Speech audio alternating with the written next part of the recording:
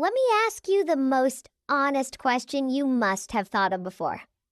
Why do some people seem to be forged while others are simply finished? Why does one person lose a job, pause, and immediately pivot to a better opportunity, while another receives a critical text message and spirals into 2 weeks of crippling anxiety? It is not magic, it is not luck, and it is certainly not an inherited trait. It is a skill, it is a structure.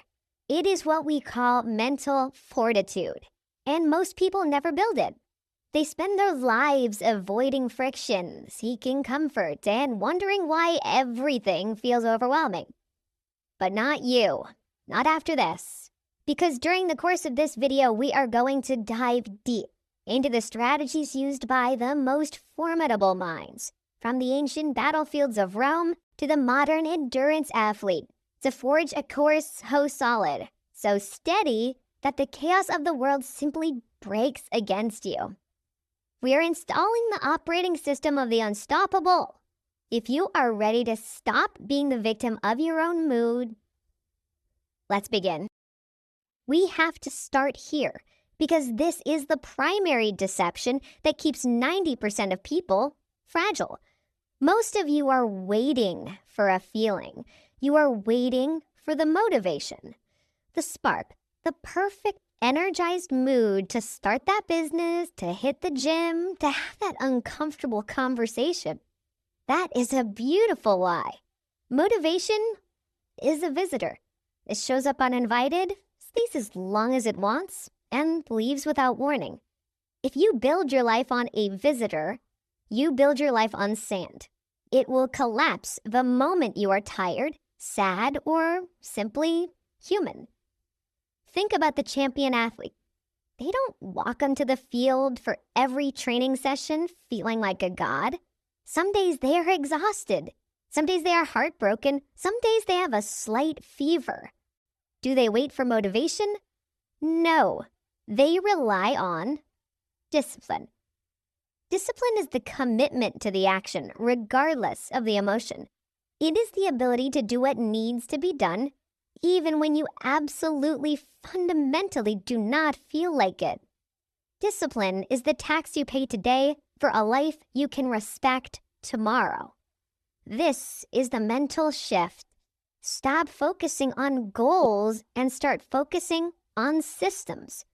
A goal is to get fit.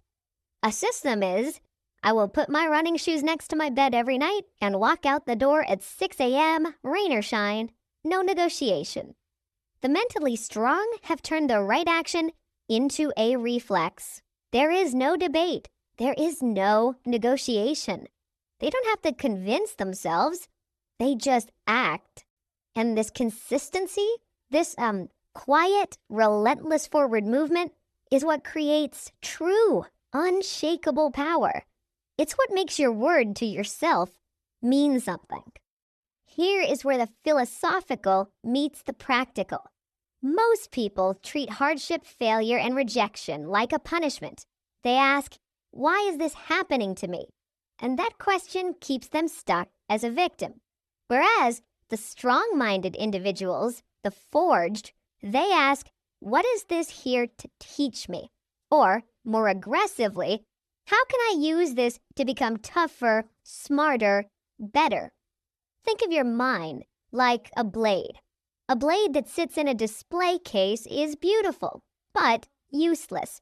To become sharp, it must endure the friction, the fire, and the hammering of the forge. Consider David Goggins. When he decided to become a Navy SEAL, he had to lose over 100 pounds in 3 months. An insane, almost impossible task. His body screamed. His mind begged him to quit every single day. But he kept running, not because he enjoyed it, but because he understood that mental toughness is built at the exact point where most people quit. That point of wanting to surrender, that is the friction. That is the forge. If you pull away, you stay soft. If you lean into it, you are hardened. Your emotional limits, your physical limits, your intellectual limits, they all live in your head. And they are lies. They are the stories you tell yourself to stay in your comfort zone. Let's take it a step further. Viktor Frankl, surviving the unimaginable hell of the Auschwitz concentration camps, discovered the ultimate truth. When everything is taken from a man, one freedom remains, the last of the human freedoms to choose one's attitude in any given set of circumstances.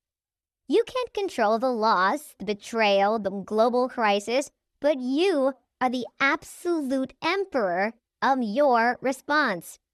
Failure is not a death sentence. It is a necessary data point. It is a stepping stone. It is like a map. If you want to go further than anyone else, you have to read the map of failure more times than anyone else. Stop running from the forge. Walk into the fire. Before we discuss what you need to build, we must talk about what you need to shed. You cannot fill a glass that is already full of trash. These 3 habits are silent, toxic chains that anchor you to weakness. Chain number 1, the addiction to complaining. Complaining is a sweet, toxic drug. It gives you a momentary sense of relief and validation, but it gives away your power. When you complain, you're telling your brain, I am powerless. The world controls me. Have you ever seen a genuinely successful, calm, focused person who is constantly complaining? No. They choose action or silence. If they can fix it, they do. If they can't fix it, they accept it, let it go, and move their energy to the next controllable thing. Everything else is a drain. Chain number 2, the pursuit of comfort. The modern world is a conspiracy designed to make you weak. We have climate control, instant entertainment, soft chairs, and fast food. The comfort zone is not a reward, it is a cage. Growth never happens on the couch. It happens in the moment you choose the cold, the strained, the long road, the difficult conversation. Every time you hit the snooze button, every time you choose the easy path, you send a message to your subconscious. I choose weakness today. Chain number 3, excuses as identity. Excuses are fear in an elegant disguise. I don't have time is often code for I'm afraid to fail. I'm not that kind of person is code for I'm afraid of the change required to become that person. We become masters of these self-deceptions. We treat them like unshakable truths. The truly strong refuse to negotiate with reality. They take radical responsibility. They don't ask if they can do it. They simply ask how.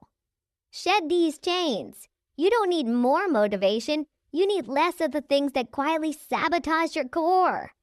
The world will throw chaos at you. It is a certainty. Your partner will say the wrong thing. The server will mess up your order. The market will crash. Your emotions will try to run the show.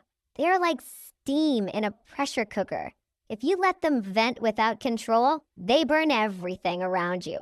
Reality doesn't ask you to be emotionless. It asks you to be a rational manager of your emotions. That is reality. Marcus Aurelius wrote, "You have power over your mind, not outside events. Realize this, and you will find strength." This is not abstract. This is a life skill, and it's called the pause. When you feel the blood rush, the anger flare, the anxiety spike, stop. Do not react. Do not speak. Do not type. Take one deep, measured breath and count to 5. That 5-second gap is the distance between being a slave to your impulse and being the master of your response. If you react instantly, you surrender your power to a fleeting feeling you will instantly regret. If you pause, you retrieve that power. Emotions are like waves. They rise, they crash, and they pass. But if you try to chase them or fight them, they will drag you under. If you stay anchored, they simply roll past. When you're calm in a storm, it makes others cautious. They sense you are not easily pierced. They hesitate to throw fuel on your fire because they know you won't give them the satisfaction of an explosion. That quiet steadiness, that is real power. Mental strength is not a one-time decision. It is the cumulative effect of 1,000 tiny, difficult decisions made every single day. It must be practiced. Here are the 3 non-negotiable daily practices to build an unshakable mind. We call it the triad of intentional suffering. The first pillar, cold exposure. Look, I know what you're thinking. Oh, here we go again with the cold showers. But this is not about physical health. It is about emotional conditioning. The moment you step into that cold water, your primitive brain screams, danger, retreat. And you stay. You breathe. You choose discipline over impulse. Starting your day by intentionally leaning into discomfort trains your brain to handle things that suck. That mental muscle spills into everything else.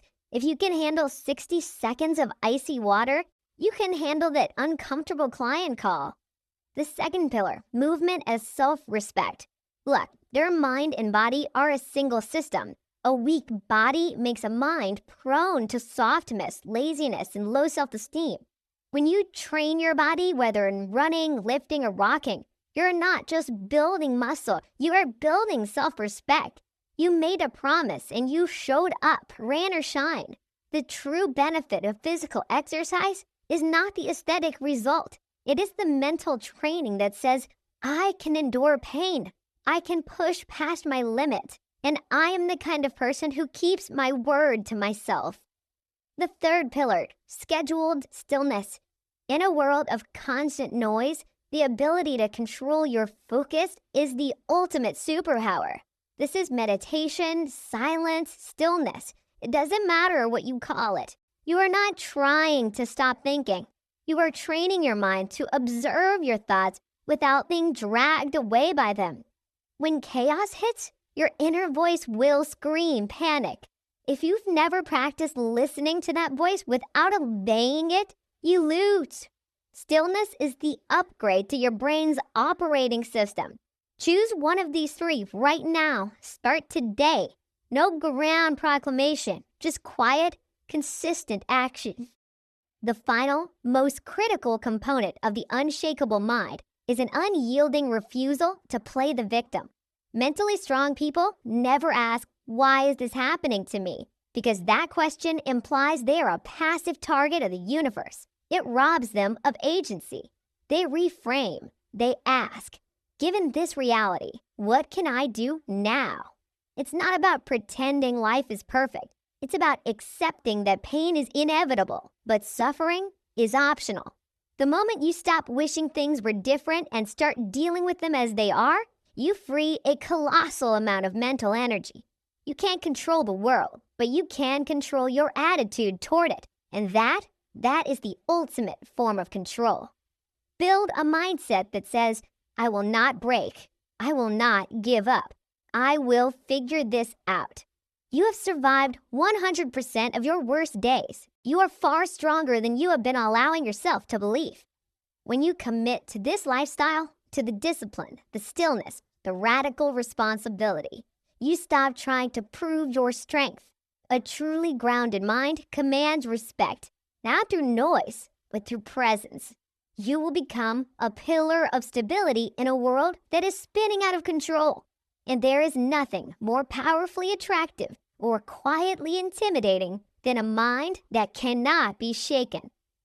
None of this matters if you treat it as just another video. You have 2 choices right now. Option 1, click away.